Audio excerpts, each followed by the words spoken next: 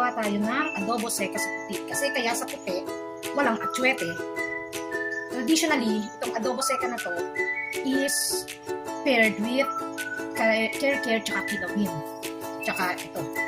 Pero since hindi naman fiesta, adobo seca na lang. Okay, pakukuluan muna natin to. Pakukuluan natin yung baboy. Malalambutin natin yung baboy. Pagkatapos, dare-diretso na siya na pagluto ng adobo. Okay? No, kahit sa mga baboy, may scum pa rin. Scum. So, we have to remove this scum hanggang sa ma-clear out siya. Okay? Kaya, baboy binabad sa suka at bawang. Pwede mong pantimplang patis or asin. Then, babad nyo muna overnight or 30 minutes bago nyo, prior to cook. Okay? Now, look, ang dami ng tubig na nag-evaporate sa kanya. Ayan. Hanggang sa matuyot siya, hanggang sa maluto siya sa sarili ng mantika. That's the time. That is adobo seca. Tuyo, walang sabaw o salsa.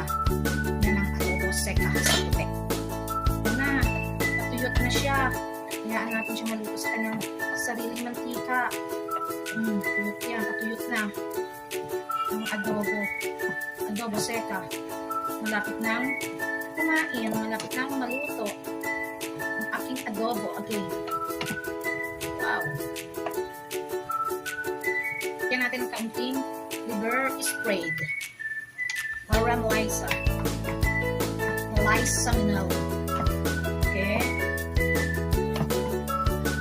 Okay. Yan natin ang kaunting patis. Kulang pa siya sa patis.